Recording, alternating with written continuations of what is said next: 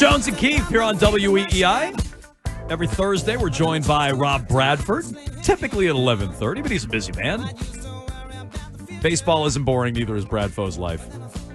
He's brought to you by McFarland Energy, the heating, cooling, and bioheat delivery pros that Eastern Mass and all of Cape Cod depend on at McFarlandEnergy.com. Red Sox call up Roman Anthony, Rob, and it's almost like the McFarland Energy flowing through the stadium. Like all of a sudden, it's just electric in there.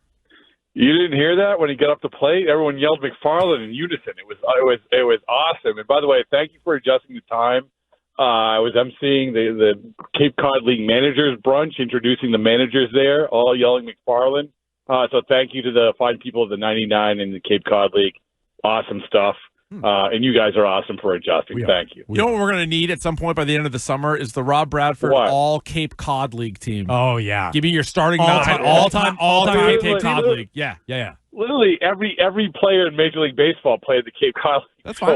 Give me your list. Yeah, but why don't you do the random Cape Cod League player of the week? Ooh, that'd be huge down there. Lance Dobbins, I think, is on that list. But before we go, I had a very pertinent question. Before we go, we just started. We were talking about it. You just got here. Talk to you next week. Yeah. The what? No, before you go, what? We just started the interview. Before you go, I said before we get going. I said. That's not before. Yeah, that's enough. I've talked to you guys enough. Enough is enough. As you probably know, I had Lucas Giolito on the podcast this morning, and we had a very pertinent topic, which was I walked out of a movie the other day. Have you ever? So I asked him if he had ever walked out of a movie. Have you guys ever walked out of a movie? I don't think so. I definitely haven't. I'm too cheap, and I even if it's a bad movie, I'll fit it. The closest I came, I think, was City of Angels. I think I was like 8th grade. Horrible. The Goo Goo Dolls on the soundtrack, and we saw it, and it was like half my friend group left, but like a couple of us stayed, and it was terrible. Like that was the closest. Was that Meg Ryan? That wasn't Meg Ryan. Nicolas Cage, Meg Ryan, I think. Yeah. City of Angels. Yeah. Bradford, what'd you walk out on? The Wes Anderson movie, the Phoenician thing. That's on you for seeing that. Got to be honest. I would. If I'm gonna walk out of a movie, a Wes Anderson movie is one that I might walk out of. Yeah, agreed. The best way, as I explained to Giolito, the best way I can explain it is that Wes Anderson was trying way too hard to be Wes Anderson. So yeah, it was. I love Life Aquatic. I love some of the other movies, but you get 3/4 of the way through, and you're just thinking. Yeah. What am I better off like lying down somewhere or watching this movie? It's not a good use of my time at this point. Yeah. Can you settle this? Roman Anthony says there are 3 Anthonys: his grandfather, his father, and his brother. Leah Anthony was on with the Greg Hill Show today and says there are 2. How many Anthonys are there or were there? Maybe there's a gray area here with how many there were at one point versus now. Like, do you have the answer to this, Rob? I feel like if anyone would have this answer, it's you. The best, by my reporting skills, the best I can do with my reporting skills is that I interviewed the dad yesterday, and on his pass, on his pass, it said Tony. So maybe that's factoring into the equation. So maybe there's a Tony. And then she's factoring the other Anthonys. I don't know. That's the best I can do. We may never know. It may just be an unsolved mystery throughout the year. We got to get to the bottom of it. But where do you come down, Rob, on, we see Roman Anthony 2 nights ago is fantastic. Marcelo Mayer, 2 home runs yesterday. And the Yankee series, as we all know, 3 lefty starters going for New York. What do you do? Like, Jones and I want to play the guys. We know they're lefty, and I know, Ref Snyder hits lefties and whatever. You got to jumble stuff around, but I want those guys in at least 2 out of 3 of the games. I heard you guys, and I at 5 a.m. this morning, I was going down a rabbit hole and trying to figure out exactly what the right answer to this. So the right answer is that you integrate them against lefties, but not all the time. I mean, you can't listen. You're still in it, no matter what everyone says. You're still in it. You have 2 right-handed hitters who are both having OPSs of over 950. So you start right there. You can't ignore them. You look at this month in baseball, the Red Sox against left-handers their team OPS is number 1 in baseball, 100 points better than the next level. So when you have that type of success and you have those type of options, you can't ignore it. Now, all of that said, I think that there's creative ways to get these guys some at-bats against lefties. Like, we so focus on just the Romy Gonzalez or whatever, Rob Snyder. Like, okay, like what's wrong with putting Marcelo Mayer at second and not letting Christian Campbell play? What's wrong with like saying Jaron Duran take a night off because you aren't that great against lefties? Yeah, or Rafael in there. Yeah, Rafael. So there's ways to do it. Now, I wouldn't just roll them out there against the Yankees. I wouldn't roll them out there against Rodon and say, go get him. We want to develop you against one of the best pitchers in baseball. But I do. There are times, especially in the games they're starting, I would like to see them maybe get one more at bat. Maybe it's in the fifth inning or something like that, and then save the pinch hitter for later in the game. So I don't know if I answer your question. I don't think I would all in on just saying, go get them, guys, like I think you guys were saying. But I do think that there's ways to integrate them a little bit. But the bigger question, guys, that nobody's talking about is all this Roman Anthony hype, with the family and the sister and everything else and the player. Well, it can all come to a screeching halt here in a couple of days. Okay, this actually dovetails into what I was just about to ask. You're saying when Abreu comes back, they could send him down? Is that what you're implying? Yeah. Okay. Wow. Yeah. So that actually, I was just going to ask you how it all fits together when Abreu and Bregman come back. Not to say it's like a great problem to have or anything, but I was just going to ask you that. When Bregman and Abreu are back, how does it all fit together? But why would they send him down when Abreu comes back? Why would they do that? Well, because they've landed at that same spot where they were before. There's the same spot where I said, hey, Red Sox, I'll give you the solution. Move Cedon Rafael to the infield, send Christian Campbell to the minor leagues, and you have Roman Anthony. That's my solution. But they dug in on not doing that, and when Abreu comes back, they'll probably have the same exact situation. There's no easy answer to this. And I know that people will be twice as up in arms, probably, especially if he does anything, by the way, in the next few games. But to answer your question, Adam, like, nothing's changed. Like, unless they make a trade, unless someone else gets hurt, whatever it is, nothing's changed. And I do think, though, if we're going to look at the next few games, the importance of this conversation, if Roman Anthony pops a couple, as Keefe so eloquently describes them as dingers, sock stingers. I love when you say that. It's one of my favorite things. Okay. Sock stingers, socks a couple dingers. Then people are going to be screaming and yelling, and rightfully so. I mean, you see the presence of the kid. I know he's one hit, but it just feels different in the middle of that lineup. But to answer your question, though, there's not a lot of easy answers. No, there isn't. And your Raffaello one, I think, makes sense, moving him into the infield, and then you get your guys going. Another one that I don't think is going to happen, but it's got a little bit more, I guess, info on it. Last night, Sam Kennedy saying that, when the time's right, Rafael Devers will play first. Breslow pretty much dumped water on that this morning on Greg's show. But wouldn't another scenario be if Willie Abreu comes back, Rafael Devers plays first, Toro plays third, Mayer plays second, and now DH is open for whatever combination you want to use, whether it's Ref Snyder against a lefty, whether it's Roman Anthony doesn't have to worry about the field because Abreu's back, whatever you want to do, you can open it up that way, and you can even keep Toro. As long as Toro's hitting, you can keep him at third, and then when he eventually cools off, you can jumble it up again. But is that at all a scenario, Devers grabbing a glove? In the tradition of a Rafael Devers press conference, yes, no. I mean, and the no is he's not probably going to play first base, right? And that's the problem. I mean, we all know this. This is why we wanted him to pick up a glove. This is why we wanted him to work out. This is why you wanted to at least introduce that, because that exact scenario made a lot of sense. And you're not even introducing Yoshida, who's probably going to be ready in early July to function. Probably is right now, to be honest with you.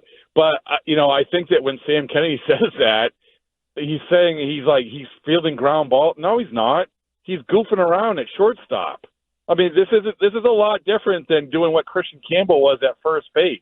Mm-hmm. And until I see Rafael Devers seriously take some hardcore instruction as a first baseman, even in the warm-ups, then it's not going to happen. And there's no signs that it's going to happen. And We've litigated this a million times. It's unfortunate. Rafael Devers is an awesome DH. He's having an awesome year. He's going to be an all-star. But it's two different conversations. It would mean a whole lot if you at least saw what that looked like you saw what it looked like with Christian Campbell for 2 weeks, just toying with it in pregame because of all the scenarios that you laid out. Sticking with Campbell for a moment, and maybe this applies to more players. They won't sit Story down, and Story started to heat up, but he was really scuffling for a while. Rafael started very slow. They wouldn't send him down or demote him. Campbell in the same way. All those guys have their contracts. Would they hesitate or balk at sending Christian Campbell down because he has a big league deal and they're paying him all this money at the big league level? I hope not. I mean, that would be, I've heard that floated, and it's not floated in terms of a fact. I mean, this is just like, why aren't they sending him down when you have the worst production in all of baseball for the month of May, and then you're really trying to figure out the position? Say, well, why aren't you doing it? Well, is it because of the contract? And people praise that, but I'm like, no, I've seen guys get sent down with contracts before. I can't imagine that's it. But it's to me, it's still the thing that is bizarre to me is that we kept hearing about Roman Anthony, about how he had to fine tune things and work on things. Well, Christian Campbell is the same thing. And he's had less time in professional baseball than Roman Anthony. So, he has to fine-tune things. He has to work on things. He has to understand, what it's like to be actually pitched on the inside part of the plate. All that. He has to learn how to field his position better. It's okay. We've said it a million times. Mike Trout did it. Jackson Holliday did it last year. We could go down the list. But for whatever reason, they're still really hesitant. And every time that Christian Campbell gets an opposite field bouncer, for a couple hits, we're like, oh, there it is. No. No. It's still, to me, the logical progression for Christian Campbell to take a breath in the minor leagues, free up this spot, and then go from there. So, but they seem to think that he's going to keep developing with a third deck, and which just seems like the way they're going to go. So it seems like Hunter Dobbins' dad completely lied to him about his baseball career, and really not the biggest deal in the world. However, Hunter Dobbins gets these flashy headlines for saying how he'd never play for the Yankees, and here's why, and then it's quickly disproven, and then he has to do this kind of awkward Q&A yesterday where he's trying to clarify things. I guess, stick up for his dad in a way. But what was your take over these last 2-3 days for Hunter Dobbins? First of all, my take is, how are we not making the T-shirts right now that say I'm not in the business of fact checking my dad? I mean, there's what a great line, and how much does that ring true for everyone? Sure. If Bill Bradford's listening right now, I'll do apologies, but yes, we were not direct descendants to Governor William Bradford. We were second cousins. So I honestly felt bad for him a little bit because, listen, I mean, it's he said what he said. He heard it from his dad. He just says this thing. And the weird thing is, and I kind of want to get your guys' take on it, the obsession that the New York media immediately had to this, how great offense they had that somebody didn't want to play for the Yankees. I kind of put the shoe on the other foot. I'm like, if someone said they didn't want to play for the Red Sox, I'd kind of be like, okay, that's cool. Yeah, I wouldn't believe it either way. I'd be like, if they were offering you money and nobody else was, you wouldn't play for them? Sure. I don't buy it, but I don't think it'd be as big of a deal. I think it also just sort of says the state of the Red Sox-Yankee rivalry, where it's pretty dead, and they're like, oh, one player who no Yankee fan had ever heard of until this weekend says he doesn't want to play there, and then they get all fired up. It also says something about the state of, just an athlete can say whatever and we'll just run with it. And I'm as guilty of this as anything. If Christian Gonzalez told us something when we had him on during football season, I'd run with that. Though. No, he didn't really it's not like I'd fact check him. So I don't know. I mean, on some level, I give Joel Sherman credit. He's like, wait a minute, is this even true? I went to Baseball Reference. I went to Baseball Reference. I don't see this guy anywhere. It could have just started there. And let's be honest. I mean, how much do we miss the back pages in Boston like that? They put the back page of the New York Post. I mean, that was they did a lot with a little right there with that headline and that graphic. But I just think that this is a kid where you're right. I mean, I think it was a perfect storm where you did it in the New York media. ESPN, oh my mackerel! I mean, they latched onto it and ran with it. They just happened to be pitching that night. Another thing is, I think that the Jazz Chisholm tweet amped it up. I was there, driving to Yankee Stadium, and Jazz Chisholm tweets hey, something about get ready, get all the smoke. Yeah. And so immediately in the clubhouse, Jazz Chisholm comes out, and everyone asked him about it. So when someone responds, it's gonna get amped up, and which it did. And I don't know if there's any more meat on that bone, but we're about to find out, I guess, tomorrow. You think these last, I guess, 7 games or so is a turning point, or is this still, from what you've seen, the same old Red Sox that are going to be kind of hovering around 500? Well, they got to win 3 in a row for the first time since the end of April. I mean, the facts are facts. Yeah. So I watched that game yesterday, and I felt like, okay, it felt a little bit different. I think in large part because you did have young guys making their presence felt. I think that's a big part of it. But the biggest part of this is, why we obsess over the Anthony family and Marcelo Mayer hitting jacks all over the place. Really it comes down to, can you get starting pitcher through 6 innings? And can you get that Giolito? Can you get that Bueller? But I have the answer for you on that. There's a reason to maybe believe in these young kids. There's no reason to believe in Walker Bueller and Luka. No offense to the Baseball Isn't Boring podcast, friend of the podcast, but I don't believe in those guys at all. I at least have a chance of believing in these young kids. Well, I would challenge you to listen to the podcast and maybe get that differently. Okay, maybe I will. I'm usually pretty dug in my ways, Rob. But I get your point about the pitching. I don't think there's much of a prayer of the pitching personally. But if they turn it around, that would be a big factor in why they turn it around. I won't argue with you on that. Yeah, I think that's going to be the straw that stirs the drink. Whether because they were wearing out the bullpen. The bullpen's already been thinned out because of Slayton. This is how this whole thing can work. And I mean, I don't believe me. Listen to Lucas Giolito talk about how he went back and looked at this thing where they show his skeleton. He had me convinced. When you're talking, when you get the skeleton talk. I'm sorry. What are you talking about? It was unbelievable. I said, "What? You did what?" He's like, "Yeah, they showed my skeleton." Like, oh, they showed the stick figure? No, my skeleton. I'm like, oh my goodness, yay baseball. Let's go. I think I'm in on this. Yeah, I still don't get it, but okay. Well, I'll have to give it a full. I'll have to give it a full rip.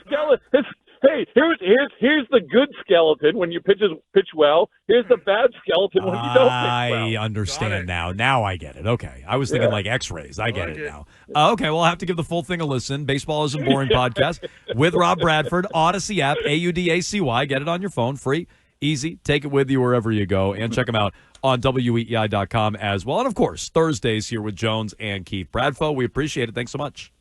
All right, thanks, guys. I'll talk to you. See you. Rob Bradford joining us here. We do need his full. You were asking for his Cape League baseball team, meaning the most productive players on the Cape or the best players ever to come from the Cape? Best players ever to play in the Cape League. Okay. Which I know is all Hall of Famers. I get it. I'm not saying, that's an obscure guy. Right. I know studs play there. I'm just curious, all the years there, who would you say were the 9 best players? And then, was Katuit had 3 of them. And you go, oh, wow. Yeah, that was a good year. Should have seen that. Oh, I wish I was there for that game.